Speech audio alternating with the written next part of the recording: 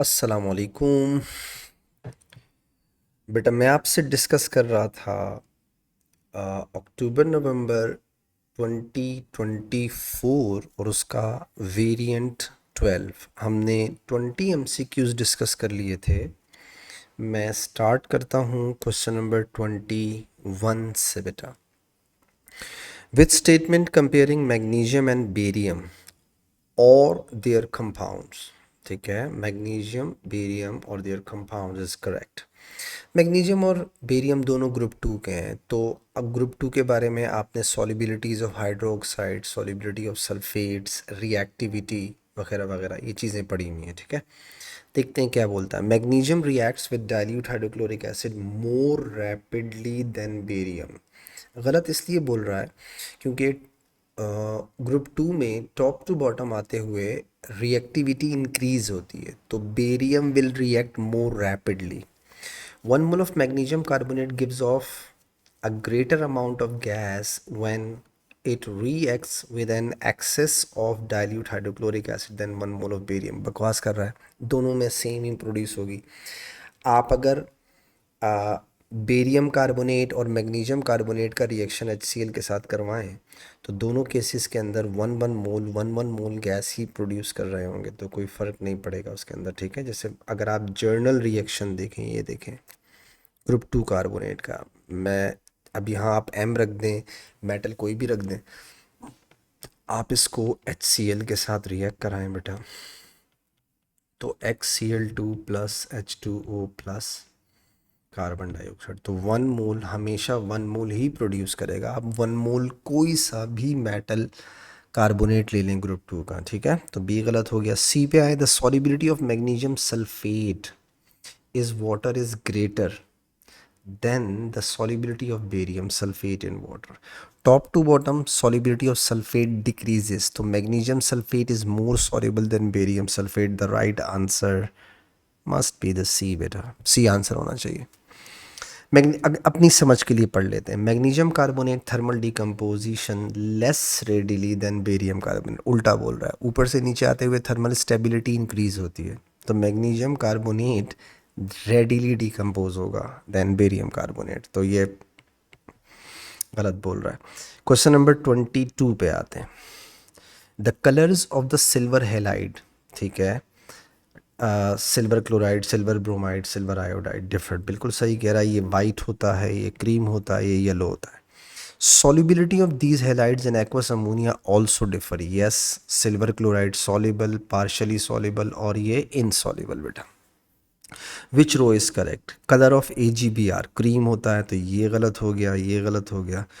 Silver halide that is most soluble in ammonia is chloride, so what's right answer? The right answer is ए। दोनों ही knowledge based question थे। ठीक है, आगे चलो, question number 23 पे आ जाओ। The name chlorate is used for A9 consisting of chlorine and oxygen only. Yes, आपको पता है ये बात, आपको ये बात पता है। कैसे, मैं बताऊं। आपको याद होगा, आपने कोल्ड डाइल्यूट सोडियम हाइड्रोक्साइड से क्लोरीन का रिएक्शन करवाया था, तो आपने कहा था NaClO बनता है। क्या नाम होता है इसका? Sodium chlorate 1, sodium chlorate 1। याद आ रहा है? क्लोरेट का वर्ड यूज़ किया। और जब आपने क्लोरीन को हॉट कंसनट्रेटेड NaOH के साथ रिएक्ट करवाया तो NaClO3 बनाया था। इसका नाम आपने क्या रखा था? Sodium chlorate 5। Do you remember the lectures? You should. अब देखो, तो ये पहला स्टेटमेंट बिल्कुल सही कह रहा है, हमने ये पढ़ा हुआ है, हमें याद है ये चीज़ें। इन अ मॉलिक्यूल ICl, ठीक है, and iodine atom has oxidation number X। तो बेटा आयोडीन का ऑक्सीड, जाहिर बात है क्लोरीन इज मोर इलेक्ट्रोनेगेटिव, तो ये -1 होगा और ये +1 होगा। तो ये जो X कह रहा है आयोडीन एटम का, यानी ये है +1। ठीक है, and the chlorine atom has oxidation state number Y, मतलब Y का मतलब हो गया -1। आगे देखो, when ICl is added to H2O iodine is reduced. ठीक है, जाहिर बात है अगर ये +1 से 0 में जा रहा है तो ये रिड्यूस हो रहा है। ठीक बोल रहा है।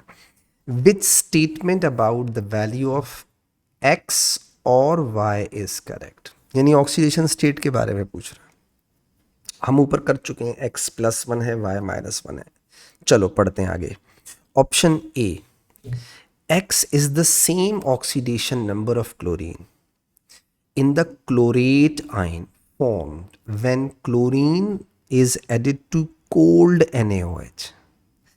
अब सोचो, जब आप क्लोरीन को कोल्ड NaOH के साथ मिलाते हैं तो बनता क्या है? सोडियम क्लोरेट 1, यही बनता है। What is oxidation state of chlorine here? +1। और what was the value of the x? +1। तो बेटा जो x है वही क्लोरीन की ऑक्सीडेशन स्टेट है सोडियम क्लोरेट 1 में। Yes, the right answer is ए। कितना आसान हो गया। अपनी समझ के लिए बाकी चाहो तो पढ़ लो। x is the same oxidation number of chlorine जब क्लोरीन रिएक्ट करता है हॉट कॉन्सेंट्रेटेड का। जी नहीं, हॉट कॉन्सेंट्रेटेड के साथ क्लोरीन की ऑक्सीडेशन स्टेट होती है +5। गलत कह रहा है। y is the same oxidation number of chlorine, y is -1। ठीक है, the chlorate ion, chlorate ion के अंदर माइनस होता ही नहीं है, क्लोरीन हमेशा प्लस ही होता है, तो आगे पढ़ने की जरूरत ही नहीं है। y is the same oxidation number of chlorine in the chlorate and Cl2 added, minus होता ही नहीं है। तो what's right answer? Right answer is A बेटा। क्वेश्चन नंबर 24 पे आता हूँ। Which statement is correct? कौन सी चीज सही है? An ammonium ion is basic due to the lone pair. सबसे पहली बात तो यह है कि क्या अमोनियम आयन बेसिक होता है? स्टार बना के क्लास में समझाया था अबाउट दिस, याद रखिएगा बेटा। अमोनियम इज कॉन्जुगेट एसिड, तो पहली बात गलत हो गई। दूसरी है नाइट्रोजन मोनोऑक्साइड रिएक्ट विद पर ऑक्सी एसिटाइलिन नाइट्रेट। नहीं, oxide of nitrogen unburned hydrocarbon के साथ मिलकर पर ऑक्सी एसिटाइल नाइट्राइल बनाते हैं। पर ऑक्सी एसिटाइल नाइट्रेट NO के साथ रिएक्ट नहीं करते या ऑक्साइड ऑफ नाइट्रोजन, बल्कि ये तो बनाते हैं पर oxy acetyl nitrate, oxide of nitrogen. B गलत हो गया। सी पे आ जाओ। Nitrogen dioxide catalyses oxidation of atmospheric sulphur dioxide. Yes, catalytic atmospheric reaction. NO2 SO2 को SO3 में कन्वर्ट करता है और फिर NO कैटालाइज करके दोबारा वापस से NO2 में आ जाता है। Catalytic atmospheric reaction. Right answer is C. आगे चलें, ऑप्शन डी देख लेते हैं अपनी समझ के लिए, शायद हो सकता है गलत आंसर चूज किया हो, चेक कर लेते हैं। Nitrogen is very unreactive due to the very strong permanent dipole, due to the strong triple covalent bond, not the permanent dipole. और वैसे भी उसमें परमानेंट डाइपोल होती ही नहीं है, नाइट्रोजन इज नॉन पोलर। आगे आओ, 25 पे आ जाओ। The diagram shows structural formula of hydrocarbon Q। Okay, how many carbon atoms of in molecule Q are sp2 hybridized? देखो sp2 hybridized का मतलब हो गया 1 pi bond। क्यों? क्योंकि sp3 में से अगर आप एक p और हाइब्रिड छोड़ दें तो वो पाई बॉन्ड बनाएगा, तो एक पाई बॉन्ड वाला sp2 हाइब्रिडाइज्ड होगा। चेक कर लें, इसके अराउंड एक पाई बॉन्ड है, तो ये हो गया। इसके अराउंड एक पाई बॉन्ड है, डबल बॉन्ड का मतलब पाई बॉन्ड, दो हो गए। ये नहीं हो सकता, इसके अराउंड दो पाई बॉन्ड हैं। ये नहीं हो सकता, इसके अराउंड दो पाई बॉन्ड हैं। इसके अराउंड एक पाई बॉन्ड है, गौर से देखिए, तो ये भी हो गया। ये नहीं हो सकता क्योंकि इसके अराउंड दो पाई बॉन्ड है, एक लेफ्ट पे और एक राइट पे। इसके अराउंड एक पाई बॉन्ड है, गौर से देखिए पूरा। तो टोटल कितने कार्बन हैं जिनके अराउंड सिर्फ एक एक पाई बॉन्ड है? 4, 1 2 3 4, 1, ये 2, ये 3 और ये 4। Right answer must be the B बेटा। Question number 26। Compound X is found in cell wall of some bacteria. Its structural formula is shown this. How many stereoisomers? Stereoisomers का मतलब हो गया both geometrical and optical are there with the structure formula. देखो बेटा, इसमें एक double bond नज़र आ रहा है, ये रहा, तो ये हो गई 2 की पावर 1 एक कायरल ये नज़र आ रहा है और एक कायरल ये नज़र आ रहा है, तो इसकी वजह से हो गया 2 की पावर 2। तो बेटा 2 की पावर 1 इंटू 2 की पावर 2 इज इक्वल टू 2 की पावर 3। तो टोटल स्टीरियो आइसोमर्स कितने हो जाएंगे? 8। Right answer is T. इसमें कोई रॉकेट साइंस थी नहीं, simple question. Question number 27, structural isomerism only bold किया हुआ है, should be consider when answering this question. How many straight chain isomers are there with the molecular formula this? Oh my god. अब ये जो सवाल होते हैं ना इस तरह के, ये पता नहीं क्यों एग्जामिनर बहुत रेयर केसेस में बदतमीजियां करता है। आपने बहुत कम देखे होंगे लेकिन ये कर देता है बदतमीजियां। अब ये आप करेंगे कैसे? ये देखिए, 4 हैं, चलो करके दिखाता हूँ। 2 क्लोरीन है, 1 2 3 4। दोनों क्लोरीन इस पे लगा दो, 1 हो गया। 1 2 3 4 अलग अलग लगा दो, 1 2 3 4 और अलग अलग लगा दो, 1 2 3 4 और अलग अलग लगा दो। हो गया? अच्छा, 1 2 3 4 दोनों बीच में लगा दो। सही है। और 1 2 3 4 दोनों बीच वाले में लगा दो। ठीक है। अच्छा, चूंकि ज़रा एक बात याद रखिएगा, 1 2 3 4 गौर से देखिए, CH3 ये सेम है बेटा, CH2 ये सेम है। तो ऐसा नहीं हो आप बोले लेफ्ट पे लगाओ फिर राइट पे लगाओ, एक ही बात होगी। तो ये हो गया 1 2 3 4 5 6। राइट आंसर इज ए। थोड़ा इसमें ज़रा आपका कॉन्सेप्ट अच्छा होना चाहिए, थोड़ा फास्ट होना चाहिए तो जल्दी हो जाएगा, वरना तो टाइम बहुत ज़ाया करे। और वैसे मेरी नसीहत आपको यही होगी, इस तरह के क्वेश्चंस को एंड में किया करें, वो आपका टाइम बहुत ज़ाया करते हैं। Question number 28, what is true for every nucleophile? Electron sufficient होता है, और आइडेंटिफिकेशन ऑफ न्यूक्लियोफाइल मैंने आपको क्लास में स्टार बना के भी बताई है। Every nucleophile must have a lone pair of electron. ज़रूरी नहीं है वो नेगेटिव हो, बट ये ज़रूरी है कि उसके पास लोन पेयर हो, क्योंकि वो हमेशा लोन पेयर प्रोवाइड करता है। It attacks the double bond, बकवास कर रहा है, डबल बॉन्ड को इलेक्ट्रोफाइल अटैक करते हैं। It donates a lone pair of electron, B should be the right answer. आगे देखो, it is a single atom, बकवास कर रहा है। इट इज़ नेगेटिवली चार्ज, ज़रूरी नहीं है। It could be negatively charge, but ज़रूरी नहीं है कि वो हमेशा नेगेटिव चार्ज हो। ठीक है। क्वेश्चन नंबर 29 पे आता हूँ। The diagram shows systematic route to produce 1 methyl cyclohexanol। ठीक है। विच रिएजेंट इज वाई, ये पूछ रहा है। अब पहले देखो फ़र्क क्या है दोनों में। देखो डबल बॉन्ड हट गया और यहाँ ओ एच लग गया, और इधर एच बी आर लगा रहा है। ठीक है। तो एच बी आर लगाने से ये बना क्या होगा, ज़रा पहले ये देखें। मैं ये बना दूँ, ये CH3 डबल बॉन्ड टूटा, इधर मैंने लगा दिया बी आर और इधर मैंने लगा दिया एच। ठीक है, इस वाले पे एच। अब आप देखें, अब अगर आपको ये बनाना है, बी आर हटा के ओ एच लगाना है, तो एक्वस सोडियम हाइड्रोक्साइड के साथ हीट कर दो, SN reaction. What's right answer? Aqueous sodium hydroxide, the right answer must be the A बेटा। ठीक है, तो रिएजेंट वाई आपका क्या हो गया? Sodium hydro oxide. थोड़ा गंदा कर दिया है मैंने, आई होप आपको समझ में आ रहा होगा। क्वेश्चन नंबर 30 पे आ जाओ।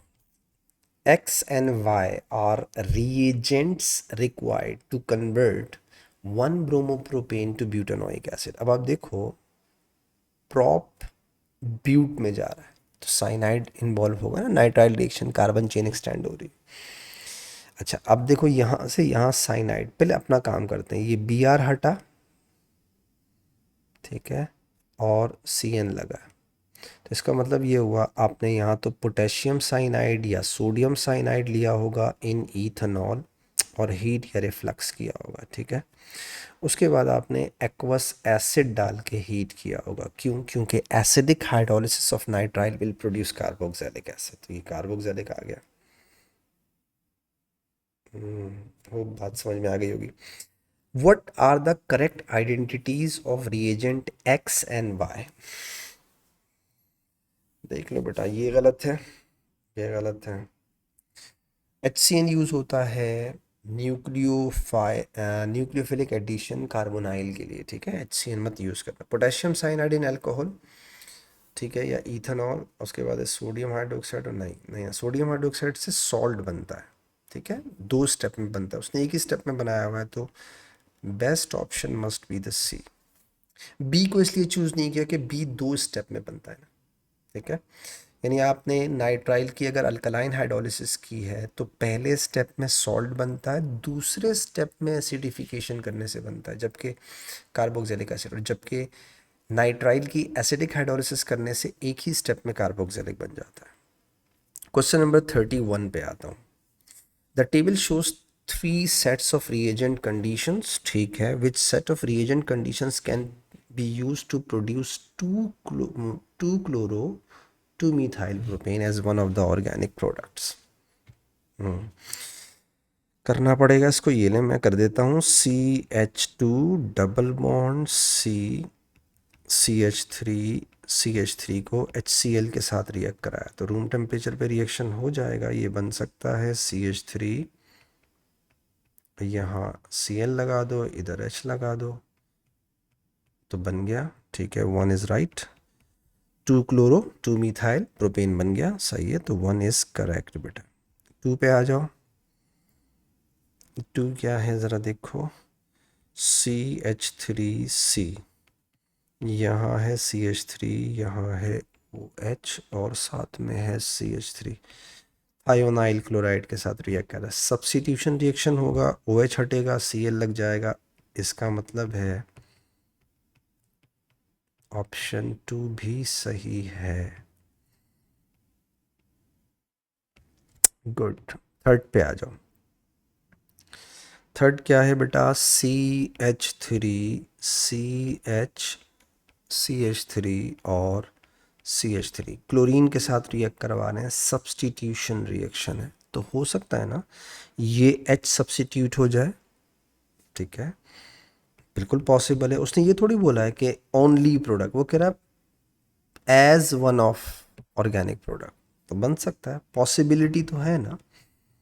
तो इसका मतलब है तीनों सही हैं बेटा। तो 1 2 3 करेक्ट का मतलब हो गया A should be the right answer बेटा। आई होप बात समझ में आ गई होगी। क्वेश्चन नंबर 32 पे आ जाओ। What are the only structures form when butan 2 ol is heated with concentrated sulphuric acid, यानी एलिमिनेशन रिएक्शन कर रहा है, ठीक है। सब आपको आना चाहिए। तो पहले तो हम अपना काम कर लें। ब्यूटन 2 ऑल कहाँ लिखूँ, तो जगह भी तो नहीं है, यहाँ कर देता हूँ।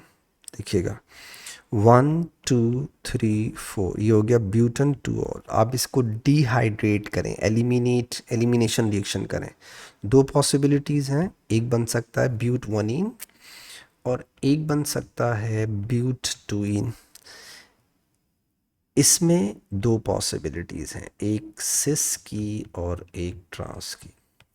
जब मैं आपको क्लास लेक्चर दे रहा था उस वक्त मैंने आपको एक नसीहत की थी, आप जब भी अल्कीन बनाते हैं एलिमिनेशन रिएक्शन से और आपका एग्जामिनर आपको उससे रिलेटेड कोई सवाल देता है, मैंने आपको क्लास में भी करवाया था कि हमेशा ज्योमेट्रिकल आइसोमेरिज्म का ख्याल रखा करें, क्योंकि वो सवाल पूछता है उससे। बहुत सारे बच्चे प्रोडक्ट्स के अंदर ज्योमेट्रिकल आइसोमेरिज्म का ख्याल नहीं रखते, रखना चाहिए। तो ये टोटल कितने बना रहा है, 3, 1 2 और 3, ठीक है।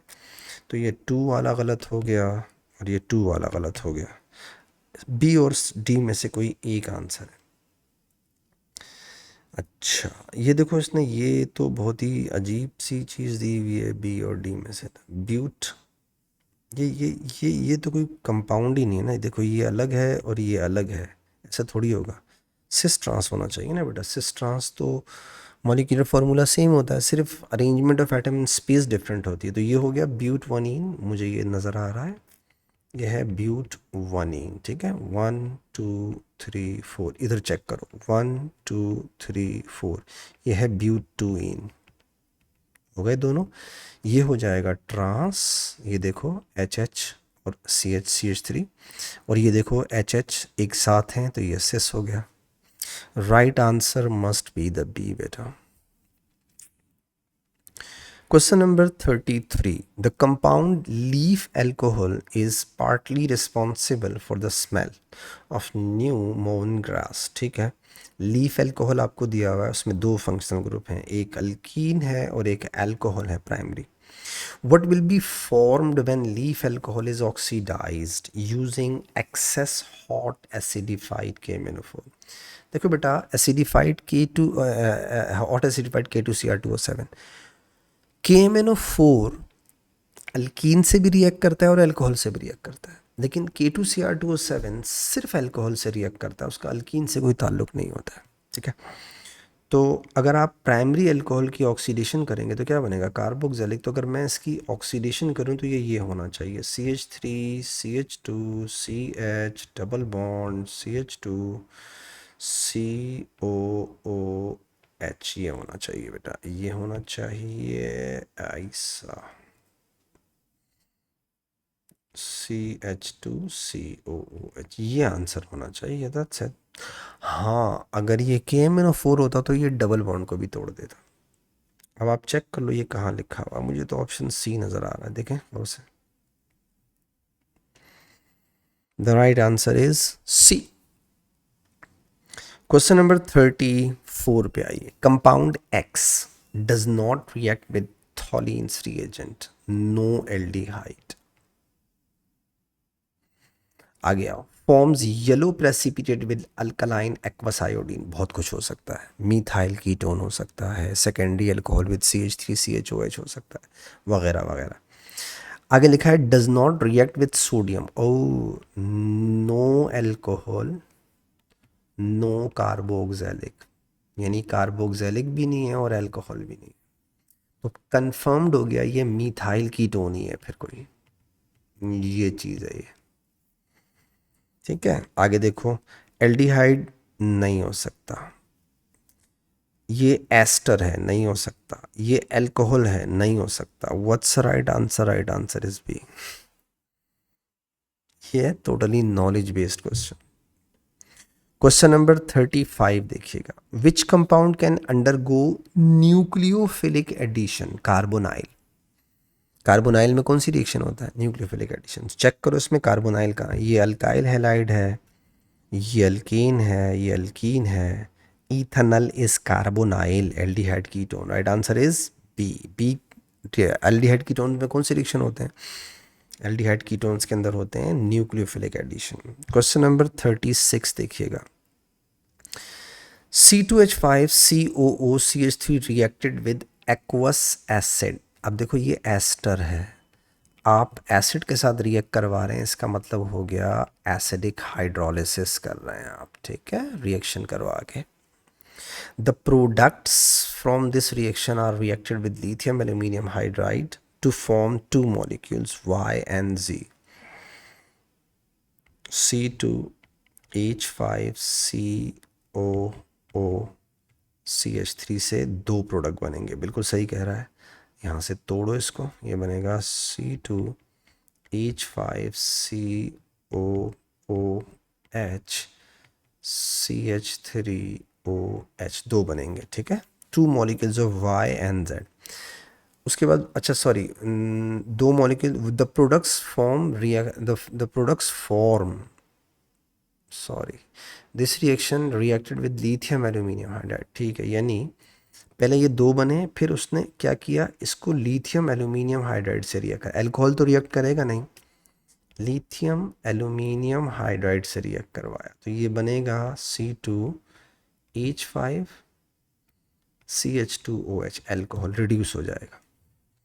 तो एस्टर को पहले हाइड्रोलाइज किया, हाइड्रोलाइज करने के बाद रिएक्शन करवाया प्रोडक्ट्स का लिथियम एल्यूमिनियम हाइड्राइड के साथ, तो ये तो एज इट इज रहेगा मीथेनॉल। ठीक है, हाँ, कार्बोक्सिलिक एसिड रिड्यूस होके क्या बनाएगा, प्रोपनॉल या प्रोपनमनॉल या प्राइमरी अल्कोहल। तो टू फॉर्म टू मॉलिक्यूल्स, तो अब इसे एक्स वाई और जेड इसे कह रहा है बेसिकली, इन दोनों को कह रहा है, ठीक है। तो उसने दो स्टेप किए, पहले एस्टर को हाइड्रोलाइज किया, ठीक है, तो कार्बोक्सिलिक और अल्कोहल बना, फिर उसने प्रोडक्ट को लिथियम एल्यूमिनियम हाइड्राइड से रिएक्ट कराया, यानी रिड्यूस किया। तो अल्कोहल तो एज इट इज़ रहा मीथानॉल, हाँ, carboxylic acid lithium aluminium hydride से रिड्यूस होकर क्या बना देंगे, प्राइमरी अल्कोहल। तो ये दो आंसर होने चाहिए, मीथानॉल और प्रोपेनॉल। तो बोथ मॉलिक्यूल्स आर इथेनॉल, गलत बोल रहा है, मीथेनॉल और प्रोपन टू ऑल, नहीं नहीं, प्रोपन टू ऑल नहीं है, प्रोपन वन ऑल होगा, बी गलत है। मीथेनॉल और इथेनॉल ये भी नहीं हो सकता, मीथेनॉल और propanol, the right answer must be the D.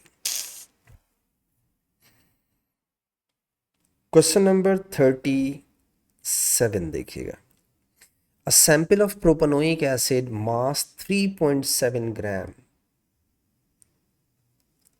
reacts with an excess of magnesium, ठीक है, और the second sample of propanoic acid of mass 3.7 reacts with excess of sodium.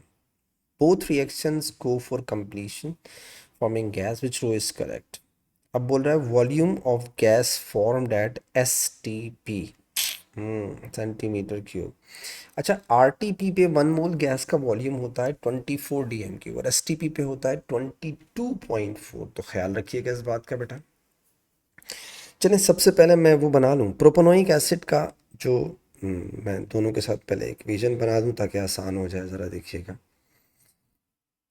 CH3 CH2 COOH, इसको access magnesium के साथ react करो तो ये बनाएगा मैग्नीशियम प्रोपानोएट, ठीक है बेटा, साथ में बना लेगा हाइड्रोजन, बैलेंस हो गई।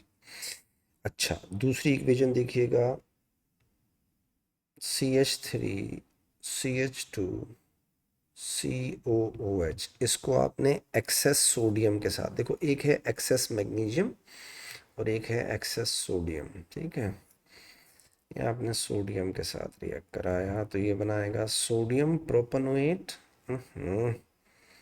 फॉर्मूला तो सही लिख रहे जवान, CH3 CH2 COONA और साथ में बनेगा हाफ H2, बैलेंस हो गई।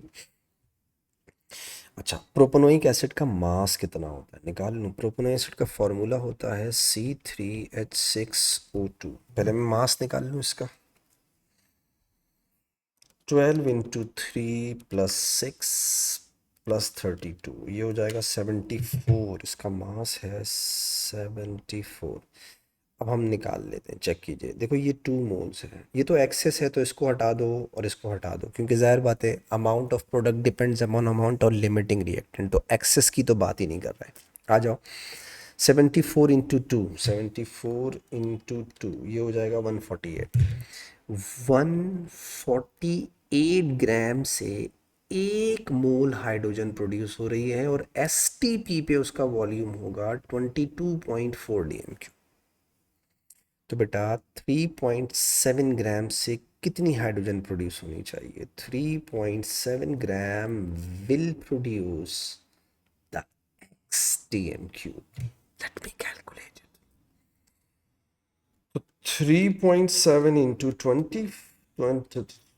3.7 इंटू 22.4 डिवाइडेड बाय 148, ये आ रहा है 0.56 DMQ, खुद करके देख लेना।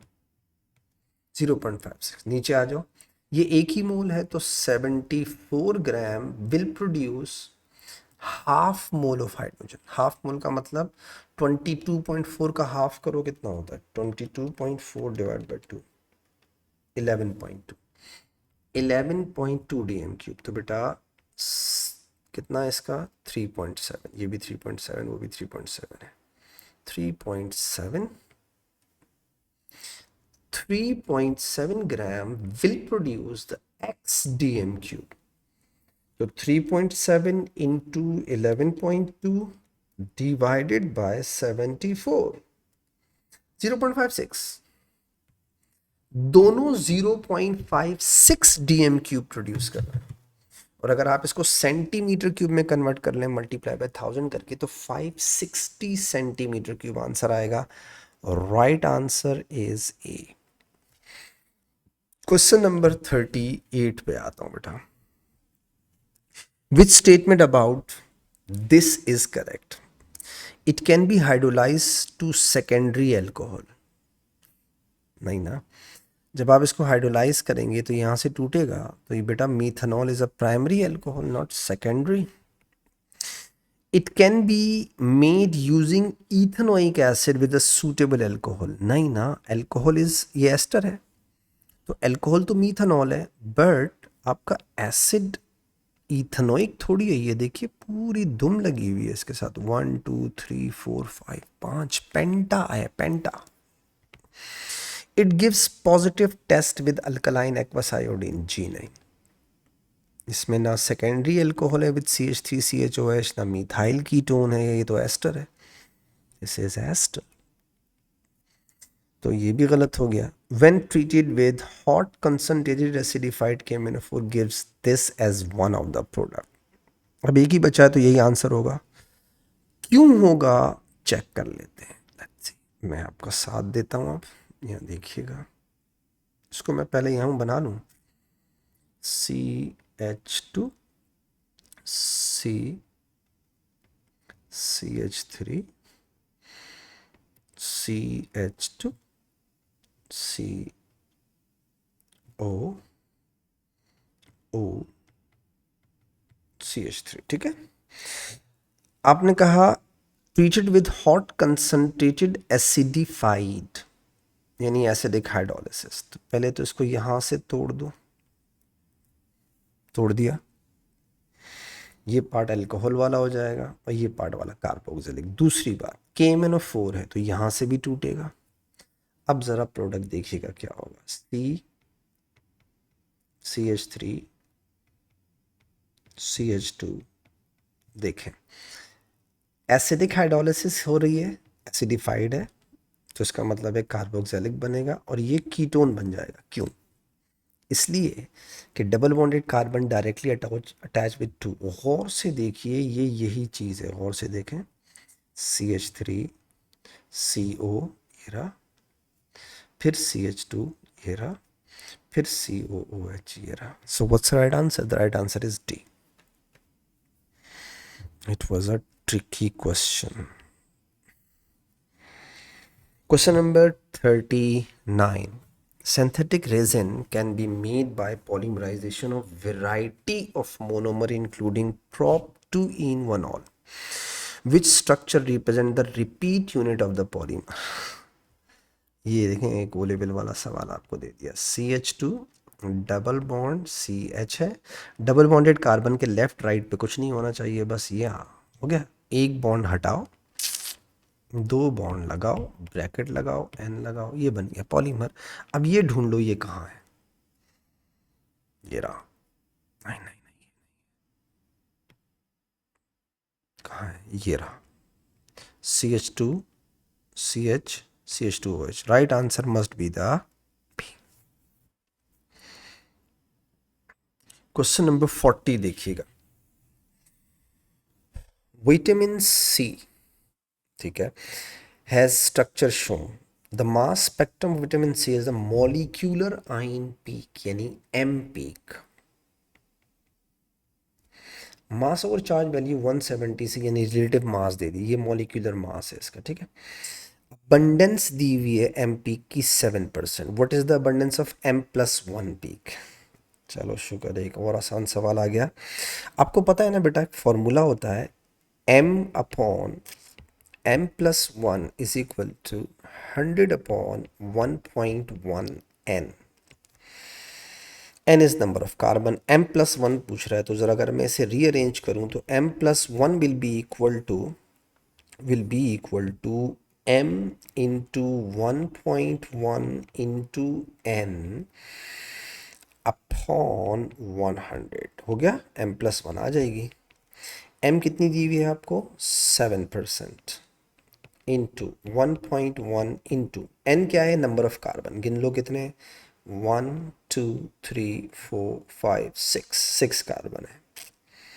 डिवाइडेड बाय 100 करो, m+1 आ जाएगा, दैट्स इट। तो 7 into 1.1 into 6 divided by 100, 0.462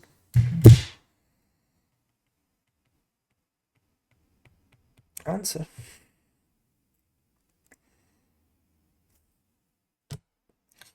I hope मेरी डिस्कशन से आपको फ़ायदा हुआ। दुआओं की ख़ास दरख्वास्त है बेटा। अल्लाह हाफिज़।